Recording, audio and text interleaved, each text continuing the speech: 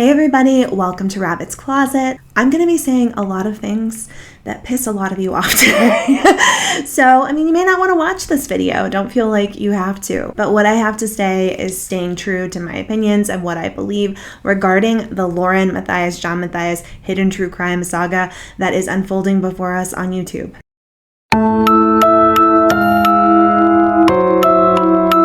For 2 years, you followed me down so many rabbit holes, chasing the secrets hidden away in dark places no one thinks to investigate. The closets that families fill to the brim, exploding with mysteries. But now, my life is undergoing major changes. A new country and a new closet to explore. Welcome to Rabbit from the Closet, where the secrets don't stay hidden for long.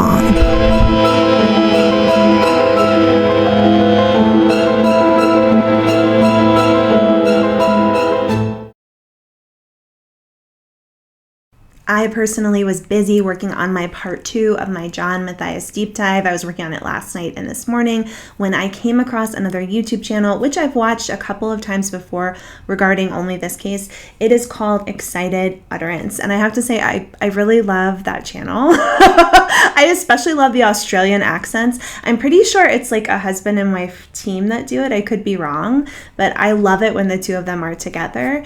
The woman that runs the channel does an excellent job, and she had a bombshell discovery after digging up a case on which John Matthias attempted to act as an expert witness. She made a video about that case last night, and it already has several other videos made about it from other creators. So it was kind of a big deal for a lot of people who have been covering what's going on with Lauren and John. And I just want to give my perspective because it is quite different from everybody else's, maybe unfortunately. All respect due to Excited Utterance. I watched the other channels as well, and they all made totally respectable points. But I'm going to be coming at this from, I think, a very different perspective. The number one reason why I'm so interested in what's happening with hidden true crime is because about 2 years ago, maybe 2.5 years ago, when I was, starting my channel, really expanding my audience and gaining a lot of subscribers, Without a Crystal Ball, which is a much larger YouTube platform, started to really come after me and ended up sending me several letters threatening legal action towards me if I didn't take down all of my videos about her. I had made videos criticizing her, and she didn't want that up on the internet. I definitely felt like someone was trying to completely stifle my freedom of speech, my ability to speak out and talk about my opinion on YouTube. In the course of all that, I also was taken to court by someone involved in all this and had to fight for my freedom of speech rights until the case was dismissed. It cost me time, money, energy, and it caused me a lot of anxiety in my life. Since then, I have thought a lot about what it means to have freedom of speech on the internet, specifically on social media and on YouTube. And I'm just in a place, I'm still learning, but I am in a place where I feel it's absolutely disgusting when someone tries to silence others about their opinion regarding nasty behavior on the internet by using things like restraining orders and other ridiculous forms of litigation. I also was extremely disgusted when I found out that Lauren and John were going after smaller creators. They were striking their channels, giving them copyright strikes. It was taking down some of their videos and just generally making people feel uncomfortable. Like for me, when I'm going to do my deep dive part 2 about John Matthias, I have to be very careful about what footage I use from his 4-hour live stream to talk about him because he could strike me. And I think that it's really wrong when people start to make others in the community feel like they're not free to speak their opinion. Okay, it's part of what goes on with hidden true crime is they use video and information from other YouTubers for them to then turn around and strike people. It's just completely hypocritical. So I have a general feeling of frustration towards Lauren and the Hidden True Crime channel. I have less so towards John because it seems like he wasn't as involved with the behind the scenes text messaging of hundreds of women who act like they're in high school, and he wasn't as involved with all of the strikes. I think that was more of like Lauren's thing along with her producer Grayson. That's my opinion. That's the feeling I'm getting from all of it. But because John did go forward and make this 4-hour live stream, like weirdly supporting his wife and her bad behaviors, which, he really didn't have to do that. They could have left it alone and just moved forward, or he could have said, like, I'm sorry for anyone that was hurt by some of this. I do love Lauren, and I feel like she did the best that she could in a lot of ways, and he could have left it at that, but he had to make all these excuses for her. There are issues with John, but I also feel a sense of Lauren is primarily responsible for this channel. That's the feeling I get from everything that's come out as evidence has been exposed about what happened here. Don't get me wrong, I do have a lot of issues with John. Later I'm going to talk about some things that have been brought to my attention about John and Lauren allegedly misusing some evidence that came from the court in the Lori Vallow case. And this is something that I think is really worthy of being criticized and looked at. And I think John was a big part of this. And people are questioning, really holding John more responsible for it because he's allegedly this forensic psychologist who testifies in court. Wouldn't he know this type of evidence really shouldn't be exposed on YouTube? I think he did know, but he realized he was going to make a lot of money off of it. So that is an issue that I'll be talking about in the future. But for now, for this video, for the rest of the video, I'm going to be talking about Excited Utterances video, in which she exposed court documents about Dr. Matthias being called to act as a defense expert witness for a case involving a man who I'll refer to as Dittmer III. Dr. Matthias was providing his expert testimony for a motion for sentence leniency in Dittmer III's defense. In this situation, Dittmer had already been convicted of the trafficking of child porn online, and this wasn't the first conviction he had under his belt. In this part of the trial, Dittmer's defense was trying to make his sentence a little bit lighter. The prosecution was looking for a sentence of 17 years, and Dittmer wanted to ask for leniency. John Matthias's role in all of this is that he would have been hired by the defense and paid by them to perform a series of tests on Dittmer and then write up a report. The defense would hope that the report would reflect that Dittmer required less time in prison. That's what John is being paid for. Anyone in this position walks a difficult line because they are supposed to stick to the standards under which all forensic psychologists must abide. They are supposed to perform their duties in the most ethical way possible, but they are also of a mindset to skew their findings towards the people who are paying them. Let's be honest about that. No one's going to admit it, but that's how our legal system works. And if nothing else has been exposed in all of this shit with hidden true crime, I think it's really important to acknowledge how many ways we see our legal system being totally effed up when it comes to the civil injunction and restraining order shit that Lauren was doing. And we can also see it in this case with a serial child S offender. Okay, so John and Lauren Matthias, they're in a bad way right now when it comes to their social media and their YouTube channel, right? People are talking about them all over YouTube and TikTok. They're asking a lot of really hard questions. I will note that I do not believe their channel is going to fail. I doubt it will even take that much of a hit, and that's something I'll talk about in another video in which I go over the way that YouTube works and how ridiculous it is. I think that they'll be just fine channel-wise, but they've taken a pretty big hit when it comes to their own feelings about themselves, their integrity as professionals. Supposedly they really did on their channel talk themselves up as a reporter and this amazing forensic psychologist. Maybe that is what they are, but a lot of things are coming out that don't support that view. Now here's what Excited Utterance and the other channels all the other channels that are covering this find absolutely bombshell worthy about exposing John Matthias's role in this case. Number one, Lauren and John run a channel on which they invite a lot of victims of crimes onto their show. They will interview them. They use them sometimes to gather information and evidence. We've also seen that in the text messages behind the scenes, Lauren is kind of manipulating and messing around with some of these victims. And it was never made clear on the show that John acts as a forensic consultant in defense of people who commit sex crimes. This is a part of what he does for his job, and creators are questioning, Isn't it interesting that you never brought that up as part of the information, the thousands of hours of information you gave us about all of your credentials? People are questioning, like, these are horrible crimes. These are not good people. And John Matthias is involved in defending them. Put that on hold because I'm going to talk about it later. Number 2, Excited Utterance did a really good job of exposing that John Matthias has claimed he has been an expert witness and testified over 500 times in court. However, the court documentation seems to indicate that John Matthias has actually never testified in federal court, and that the last time he testified was in 2011, and it was involving juvenile court proceedings.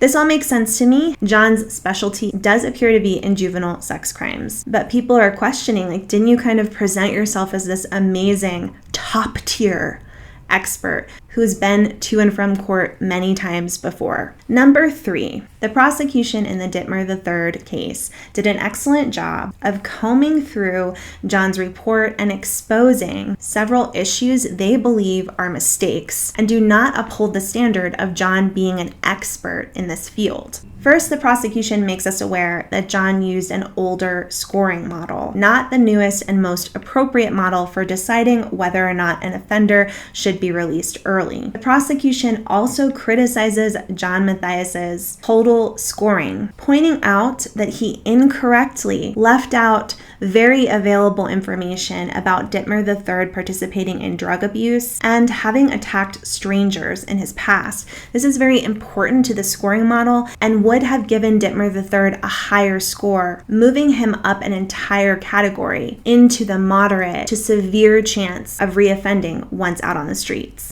And in the end, the prosecution argued that Dr. John Matthias should not be considered an expert, and that his report should essentially be thrown out, and that the court should give no weight to his opinion on the issues at hand. For many people, this supports what a lot of creators have been saying about John and Lauren, that essentially they're all bark and no bite, meaning that they present themselves as high-tier, high-level professionals on their YouTube channel, but can't really back that up in the real world. And while I agree with some of that, I also need to share my differing opinion on all of this. Do you like my new Dolly Parton wine glass? I'm so excited about it. I got it for Christmas.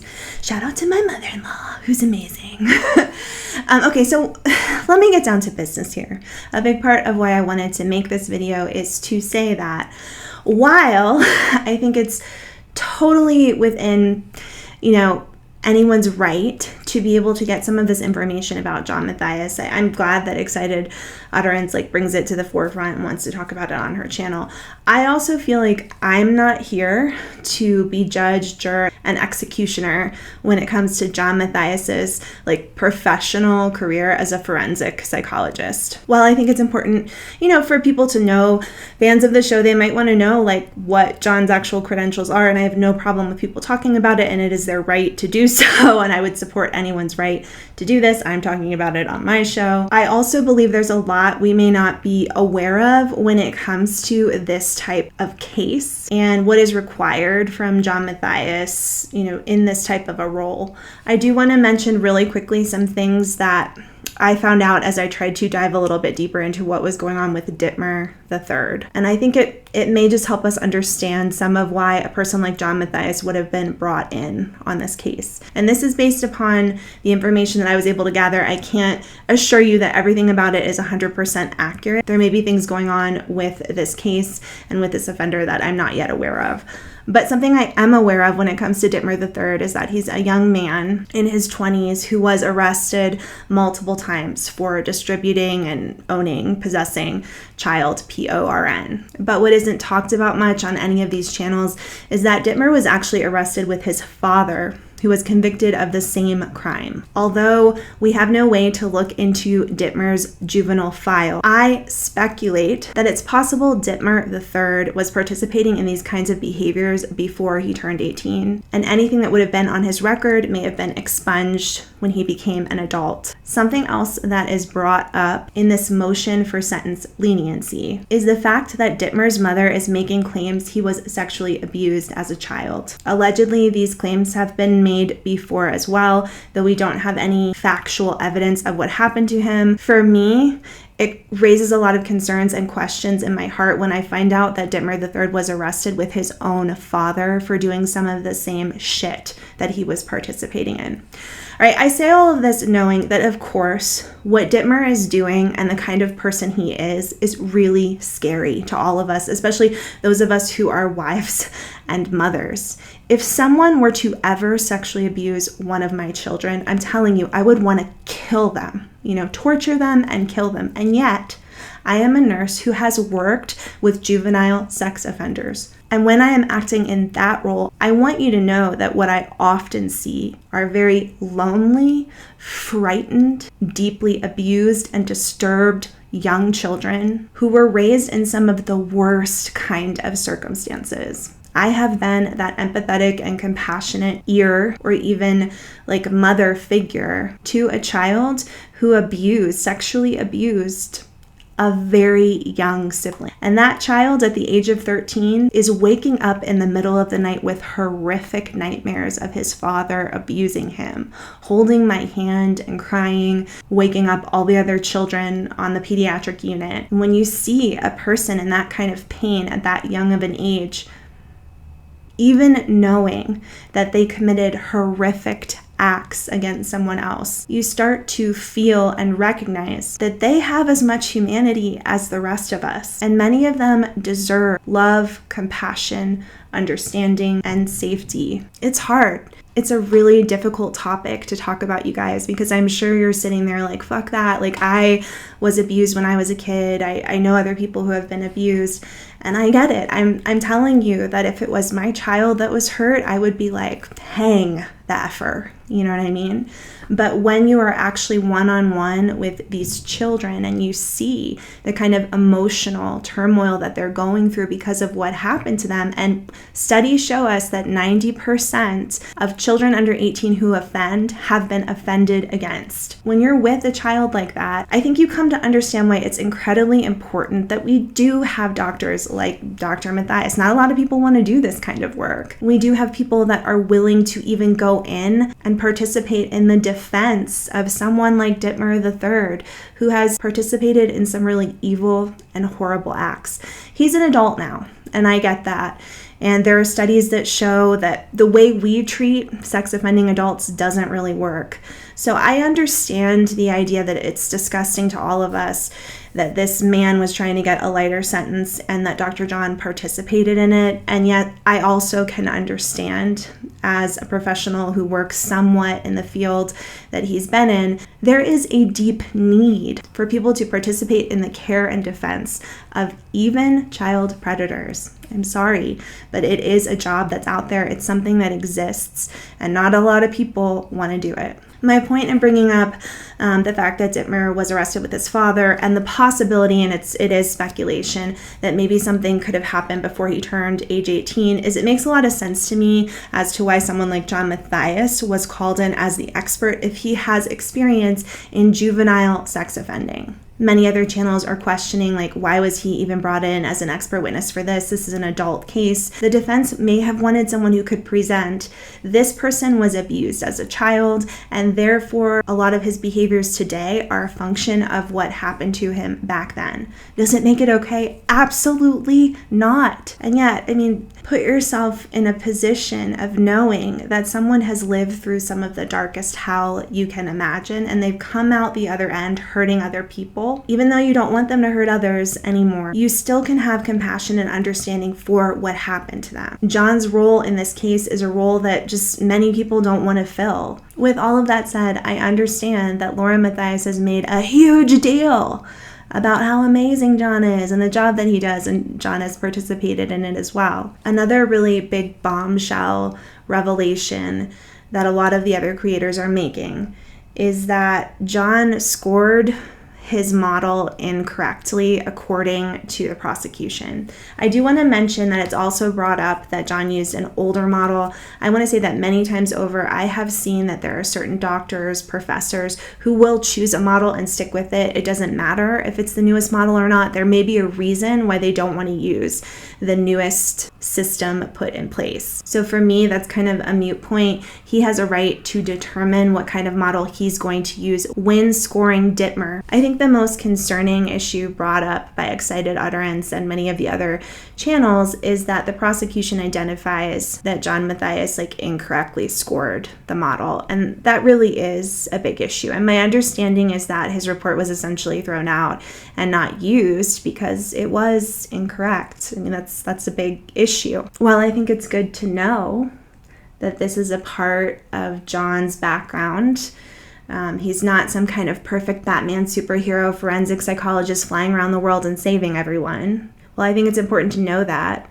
I also understand human beings make mistakes, and he made a mistake in this report is what it looks like to me. The Dittmer report is interesting, and I understand why people are interested in it. It divulges issues with John's credibility.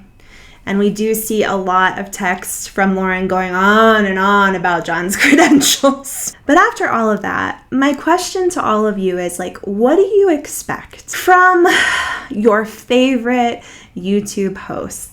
The people who run your favorite channels on YouTube. How many of us realize that there's no requirement? I didn't have to put in any kind of a resume to get this job, to be on YouTube and talk to you about my opinions regarding different topics.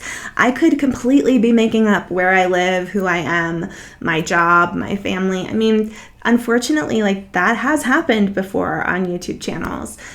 There's no guarantee that what you're hearing, what you're listening to is in any way reflective of what that person is when they're not on YouTube. And just because a YouTuber says something doesn't make it written in stone. An example would be, I have been, for a long time, I've been super interested in the Richard Allen saga. He was found guilty of murdering 2 girls on the Monon High Bridge. It's a case that I've been following for a long time, and I just have so many questions about what happened to Richard Allen and if some of his admissions to committing the murders are simply false. But even though it was something I wanted to talk about on my channel, I actually tuned in to the Hidden True Crime podcast and saw John Matthias talking about Richard Allen. And I'm going to admit to you that I felt like my opinions, my theories, my concerns about what was going on with Richard Allen, they weren't valid because this guy who is a forensic psychologist is kind of saying the total opposite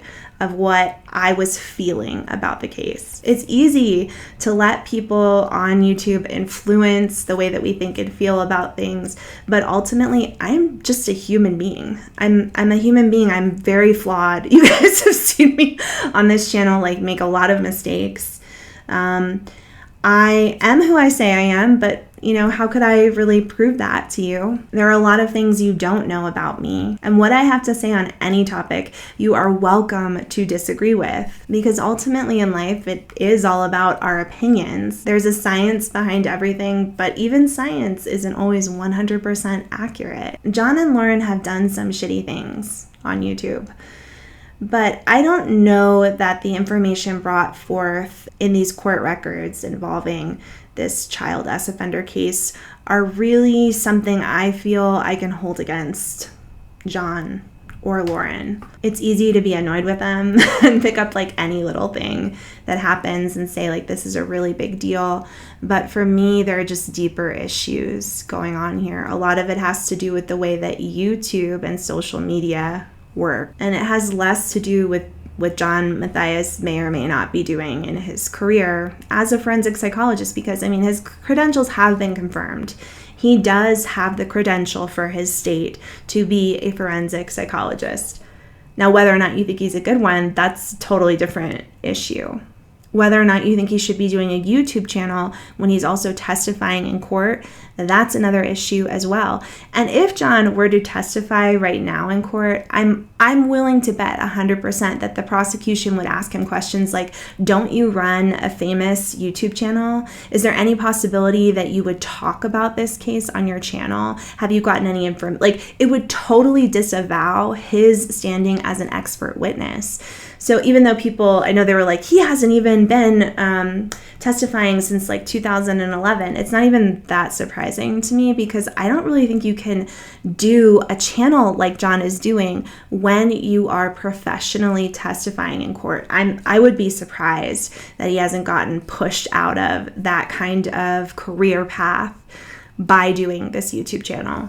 That's what I have to say about all of this. I wanted to give you like a breakdown of everything that I gathered had happened with this Dittmer III case, the way that everybody is talking about it. I absolutely respect their opinions. And I mean, you can read the entire motion for sentencing leniency if you go to Excited Utterances YouTube channel, and then you can learn more about it for yourself.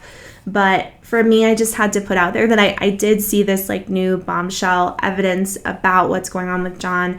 And I'm acknowledging it, but I don't see it as being a huge part of my story when it comes to dissecting what's going on with the Hidden True Crime podcast. In my next video, I'm going to be putting out part 2 of the deep dive on John. We're going to talk about his 4-hour live stream, and then we're also going to talk about a creator who is exposing the fact that John and Lauren used evidence that was incorrectly released by the court in the Lori Vallow case to make a ton of money on YouTube. And there were a lot of other creators who had the evidence and could have used it as well and chose not to. To me, this is a bigger deal than whatever John was doing on this case, and I think it's important to talk about it. Thank you so much for joining me this time. I hope that you'll join me again as we uncover more secrets in Rabbit's Closet.